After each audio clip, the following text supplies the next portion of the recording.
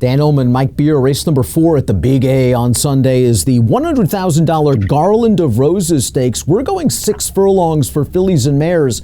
Let's take a peek at this field. We got a big favorite down on the rail, Mike, the 1. Pause for the Cause, even money on David Aragona's morning line. And listen, this filly has been very good in her last 2 races. She came off a short layoff for Kieran.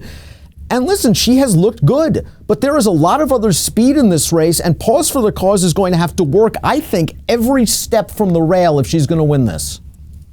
I agree with that. It's interesting, too. But listen, she's a good horse. She was in good form last year for Kieran. Once he finally got her going, got her off the turf, her form really came around. I wasn't really buying it after she won that race 2 starts back, because that was a day where the rail was really strong at Belmont, and she was contesting the pace down on the inside. But I don't know, she came back last time and she did win the Iroquois really easily. And we'll look at that race in a second, but I want to throw up that Timeform US pace projector because our friends at Timeform US believe this race could be a barbecue.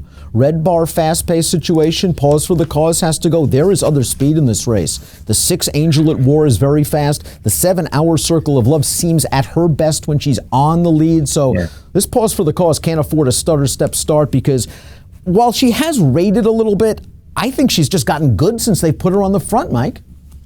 It seems like it. That's certainly been the case in her last 2, Dan. I mean, she's run well from off the pace before, but it does feel like, using her speed has been really effective for them. Let's watch that Iroquois race that Mike mentioned on October the 19th at Belmont. She got away to the front. She was pretty much just too fast for these horses in the early portion of this race, and she keeps on trucking. Career best 91 Beyer speed figure. It was an uncontested lead, but she was just faster out of the gate. Yeah, I mean, she did have everything her own way in here, but it was just a really good performance. She never gave this field a chance after she made the lead. She earned a new top figure for it. I can't knock this horse right now. Pennsylvania bred is the number 2 Wildcat Combat, coming in off a win at Parks against non-winners of 2 other than competition. He was a pace-pressing winner, she was in this spot. Here she's in the lead. She's dispatching her pace foe, Celeste, and she's on her way right now. 78 Beyer speed figure. She has shown the ability to run in the low 80s. She's going to have to do a lot better in here, and I'm not sure she's fast enough to step with a couple of these others early, and she seems like she's a kind of filly that wants to be up close to the pace. Yeah, she might have the wrong running style for this race with all the other speed signed on. It's interesting, too, that her last 4 wins have all been either 5 or 5.5. She's won at 6 before, but she's been more effective going shorter. And now with the other speed in the race, I feel like there's a lot working against this horse. The 3 Miss Imperial might have proven to be a shrewd claim for Joe Sharp. This filly, multiple stakes place, still relatively lightly raced. They took her for 52 starts back. Do you think she was a little bit too aggressively ridden last time out? I kind of like her when she sits off the pace, and I think that situation is going to occur here. Last time out, she was battling on the lead and paid the price. Yeah, I mean, she was just no match for New Year's Wish last time. Maybe that was the wrong ride, Dan. You're right that she has rateable speed. I guess I would just question how good she is, because at the end of the day, after a somewhat promising start, she really disappointed in some stakes races. And service, it just seems like over the summer finally had enough of her and just dropped her down. Well, we'll see. Turning back to 6 might work for her. She could sit off the pace, but I agree with you. She's going to have to improve off her most recent outings, as must Sea Sparkle, the number 4, stepping up off of a conditioned claiming loss. We're going to look at that race right now. 7 furlongs. This is for a $25,000 tag, and I can't find any excuses for Sea Sparkle, who's going to finish 3rd here, beaten ahead. Yeah, there's no excuse for her in this race. Listen, she's a big long shot in this race on Sunday, so we don't need to go on and on about why we don't like her. I mean, I guess if you're looking for reasons to think you might get a better performance, she's only run twice on dirt, so maybe you could hold out some hope that she'll just start to get better on the main track, but it doesn't seem like it's in the offing. New Year's Wish returned off a lengthy layoff for Linda Rice, and to me, couldn't have been more impressive, winning at 7 furlongs, an open optional claiming race. Let's watch that race right now. And we talked about how she put away Miss Imperial in here. She is in front, and she is just comfortable. She's doing this on her own. Jose Lezcano merely a passenger. Yeah, she just dominated this race off the layoff here. It's her favorite track at Aqueduct. She loves it here. It seems like she can't really run anywhere else, but at Aqueduct she runs well. And not only did she win this race that easily, Dan, but if you go back and look at the start of that race, she did not break well at all in there. She was very slowly from the gate. Jose Lezcano took her out wide, and then she just did the rest in there. She was really impressive in that win. What kind of trip do you project for her? When you look at her successful efforts on the cold dope, you see she likes to be up close, if not outright on the lead. Now, Timeform US doesn't believe she has the speed of the 1, the 6, and the 7. Do you think she can rate successfully in the second flight and go by these horses? Yeah, I mean, you don't know it until she does it. I'd be hopeful about it just because, and especially in that last race where she didn't break that well. It's not like, they just had to all of a sudden send her up there to take over. I mean, she did get up on the lead eventually, but I think she's going to be okay from off the pace. I guess we'll see what happens because 6 furlongs, I guess, could be a question. She's been pretty good a mile to 7 lately.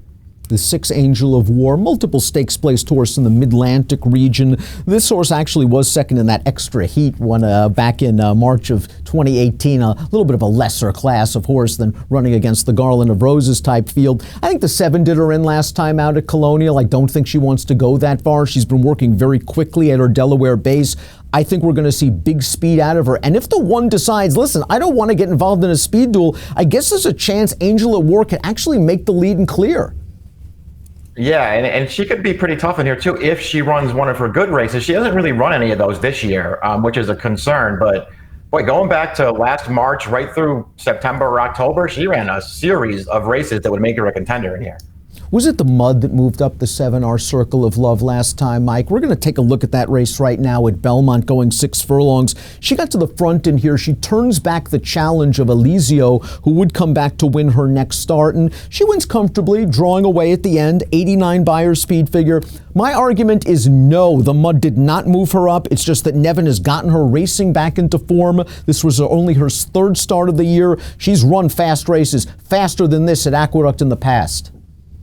Yeah, I agree with you. I don't think the mud moved her up in there. I think that was just one of her good efforts. And, you won't always get it out of her, but when you do get it, it's actually a pretty good one. Michelle Nevin's just kind of firing on all cylinders right now. Her barn's really going good. And this filly ran really well last time. She runs her A race. She is supposed to be tough in here. She's just a little bit hard to trust. Kalina's Song completes this field. She's multiple stakes placed at Gulfstream, but against fellow 3-year-old fillies with slow Beyer speed figures. She's going turf to dirt. It's her 2nd start off a short layoff. Listen, she's a rather consistent filly. I don't want to knock her too much at a big price, but I think everyone would agree that she's probably going to have to run a career best to win this. Yeah, she's going to need to really step up her game here. She's back to dirt for the first time in a while. She's back to 6 furlongs on dirt for the first time since she won her entry-level allowance race back in May. So there are things to like about her, but she does have to improve. Top pick time for race number 4 at Aqueduct on Sunday, the Garland of Roses. You like New Year's Wish in here. She looked good last time out off the layoff. I just have a feeling this 4-year-old filly is coming into her own. She's only raced 9 times. She really benefited from that layoff. She seems bigger. She seems stronger. She seems happier, and she loves Aqueduct. That's exactly the way I looked at her, Dan. We'll see what happens as far as the trip goes, because if she can't rate, then she might be in some trouble here. But she looked very good winning last time. I like the draw for the 7, Our Circle of Love. She's outside the other speeds. Now, while she's fast, if she can't get to the front, I'd love to be sitting off of Angel at War. Not to knock that horse too much, but I think you made a very strong point that she has just not come back as strong this year. And if Our Circle of Love can be comfortable off Angel at War and get a jump on the outside on some of these others, I think she's going to be tough off that last race for Michelle Nevin. 7156 for me, 5718 for Mike. The $100,000 Garland of Roses is race number 4 at Aqueduct on Sunday, and it has an approximate post of 1:17 Eastern. Best of luck.